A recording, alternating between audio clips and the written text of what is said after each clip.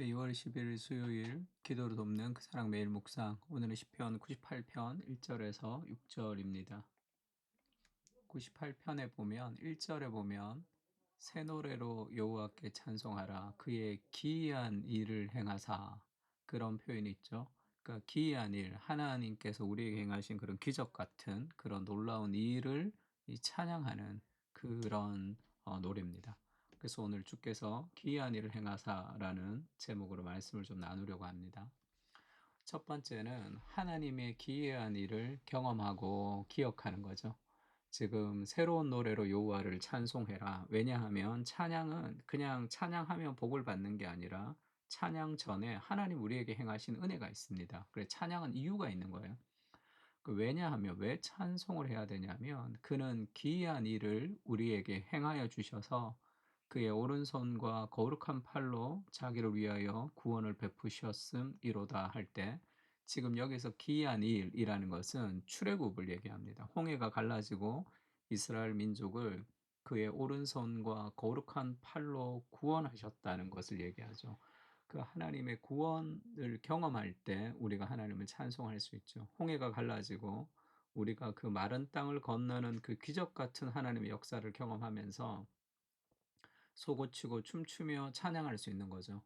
그러니까 우리가 열심히 찬양해서 하나님의 은혜를 누리는 것이 아니라 하나님의 은혜를 기억할 때 찬양이 있는 겁니다.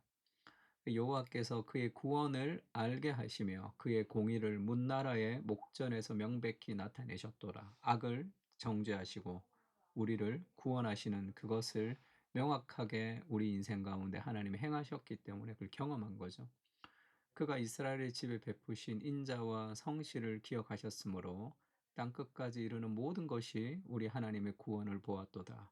그러니까 하나님이 우리의 인생 가운데 그런 하나님만 행하실 수 있는 그런 역사를 이루게 해달라고, 그렇게 우리가 기도할 필요가 있고, 그 하나님의 역사 중에 가장 근본이 되는 역사가 출애굽이죠. 출애굽. 홍해가 갈라지고 건져진. 그럼 우리에게 있어서 출애굽이 의미하는 것이 무엇인가 하면 우리의 구원입니다. 죄악된 우리를 어린 양의 피로 우리를 구원하셨던 그런 우리의 어떤 행위도 구원에 포함되지 않는 하나님의 사랑과 그리스도의 죽으심을 통해서 정말로 홍해가 갈라지고 다시 돌아가지 못하는 그런 완전히 변화된 삶으로 하나님 우리를 구원하신 거죠.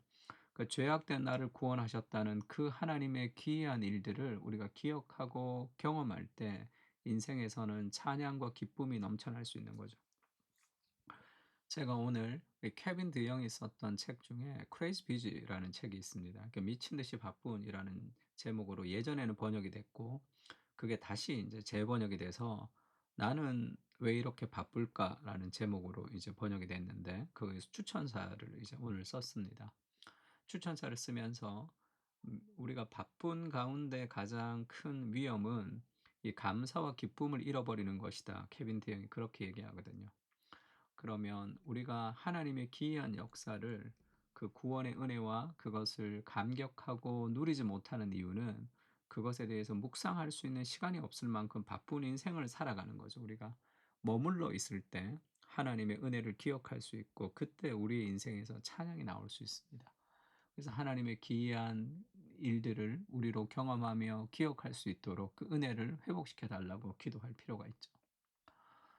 그래 출애굽기 19장에는 그 출애굽을 하나님이 이렇게 표현합니다. 내가 애굽 사람에게 어떻게 행하였음과 내가 어떻게 독수리 날개로 너희를 업어 내게로 인도하였음을 너희가 보았느니라. 그 10가지 재앙을 통해서, 어린 양의 죽음을 통해서 지금 하나님께서 백성을 구원하셨는데 그것을 독수리 날개로 너희를 업어서 내게로 인도하는 과정이다. 그렇게 얘기합니다. 왜 그러면 그 출애굽을 하게 했냐는 거죠. 온 세상이 다 하나님께 속하였는데 너희가 선택받은 너희 이스라엘이 내 말을 잘 듣고 내 언약을 지키면 너희는 모든 민족 중에서 나의 소유가 되겠고 너희가 내게 대하여 제사장 나라가 되며 거룩한 백성이 되리라. 너는 이 말을 이스라엘 자손에게 전할지니라. 하나님 모세에게 하시는 말씀인데 왜 그렇게 애굽에서 종되었던 곳에서 건졌느냐는 거죠. 그것은 하나님이 온 세상을 하나님 나라로 만들어가는 그 일에 우리를 제사장 나라 먼저 선택을 해서 하나님과 세상을 연결하는 복의 통로로 삼겠다는 거예요. 그래서 먼저 우리는 하나님의 소유가 되고, 그리고 우리를 통해서 온 세상을 하나님 나라가 되게 하겠다. 그 제사장의 나라, 제사장의 나라의 특징이 뭐죠? 거룩한 백성입니다. 하나님의 말씀을 따라 살아가는 이 거룩한 백성으로 우리를 삼았다는 그 소명을 받은 자로서의 기쁨이 있는 거죠. 우리는 세상의 어두움을 몰아내고 빛을 비추는 하나님의 사람으로 인생의 가장 의미 있는 세상을 변화시키는 그 일들에 부름을 받은 사람이라는 그 기쁨이 있는 거죠.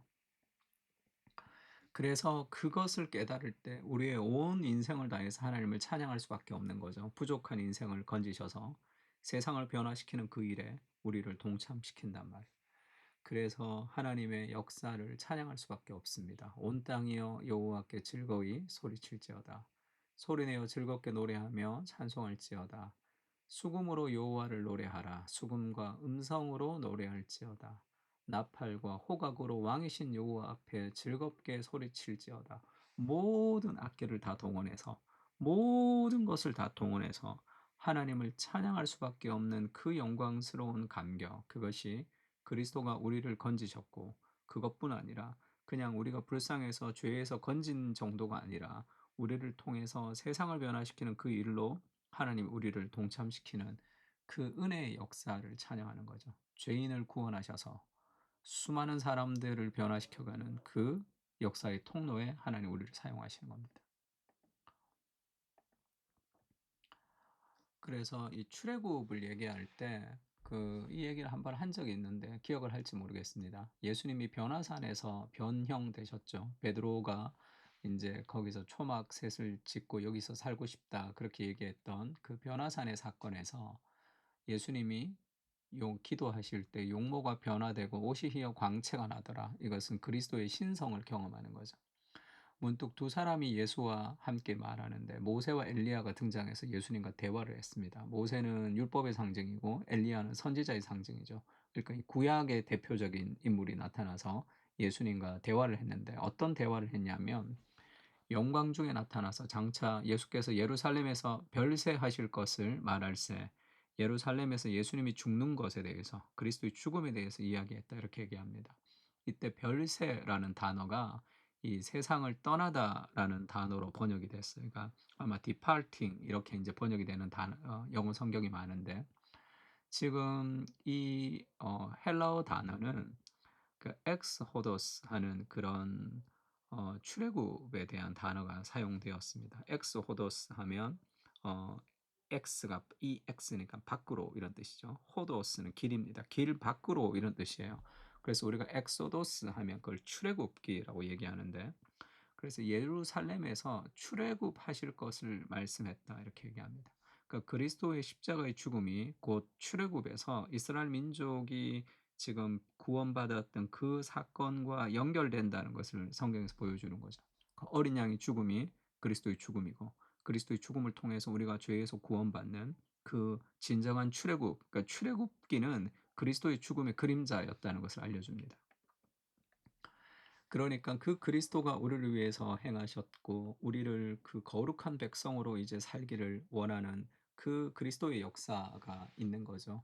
그러니까 바울이 그렇게 얘기합니다. 또한 모든 것을 해로 여김은 내 주 그리스도 예수를 아는 지식이 가장 고상하기 때문이라. 죄악에서 나를 구원하셨고 나를 통해 일하시고 싶어 하시는 그 일이 가장 고상한 거죠.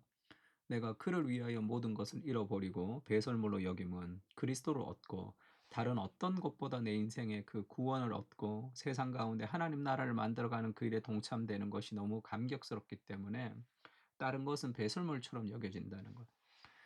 그 내가 그리스도를 얻고 그 안에서 그리스도 안에서 발견되려 함이니 내가 그리스도 안에서 발견된 어떤 존재인지 내가 죄악 가운데 실패 가운데 내가 절망 가운데 있었던 우리가 하나님께서 우리를 거룩하게 하시고 연약한 우리를 통해서 일하신다는 것을 새로운 정체성을 그리스도 안에서 발견하는 거죠. 내가 가진 의는 율법에서 난 것이 아니요 나의 노력과 나의 행위와 나의 실력과 나의 재능에 달려 있는 것이 아니고 오직 그리스도를 믿는 믿음으로 말미암은 것이니 곧 믿음으로 하나님께로부터 난 의라. 그래서 변화되지 않는 절대로 바뀌어질 수 없는 정체성, 하나님이 우리에게 주신 정체성입니다. 그래서 결국 우리를 베드로전서는 그렇게 얘기하죠. 그러나 너희는 택하신 족속이요 왕 같은 제사장들이다. 거룩한 나라요 그의 소유가 된 백성이니 이는 너희를 어두운 데서 불러내어 그의 기이한 빛에 들어가게 하시니에 아름다운 덕을 선포하게 하려 하심이라. 너희가 전에는 백성이 아니더니 이제는 하나님의 백성이요 전에는 긍휼을 얻지 못하였더니 이제는 긍휼을 얻은 자니라. 지금 이 베드로전서의 말씀은 우리가 아까 읽었던 출애굽기 말씀의 어떤 재번역 같은 거죠.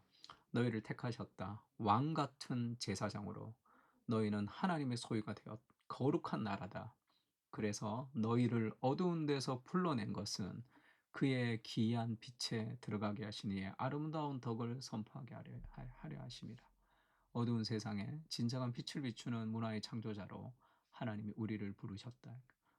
우리가 자신을 생각할 때 어떻게 생각해야 됩니까? 나는 죄인이고 연약하고 형편없고 아무것도 할 수 없다가 아니라 하나님의 택하신 왕 같은 제사장으로 이 땅을 살고 있다라는 그 삶의 확신이 필요한 겁니다. 불에 거슬린 나무 같은 우리를 건지셔서 가장 아름다운 작품으로 만드시는 하나님의 안목을 찬양합니다. 주님의 손에서 가장 아름답게 사용하여 주시고 우리를 구원하신 그 은혜를 기뻐하며 찬양하게 하옵소서. 우리의 입술과 삶으로 하나님을 찬양하는 기쁨의 존재로, 빛의 존재로, 왕 같은 제사장으로 세상을 변화시키는 문화의 창조자로 살아가게 하여 주시옵소서. 아멘. 오늘도 우리 시편을 가지고 우리를 구원하신 그 하나님을 기억하면서 우리의 인생을 통해서 일하실 하나님을 찬양하며 함께 기도했으면 좋겠습니다. 다 같이 기도하겠습니다.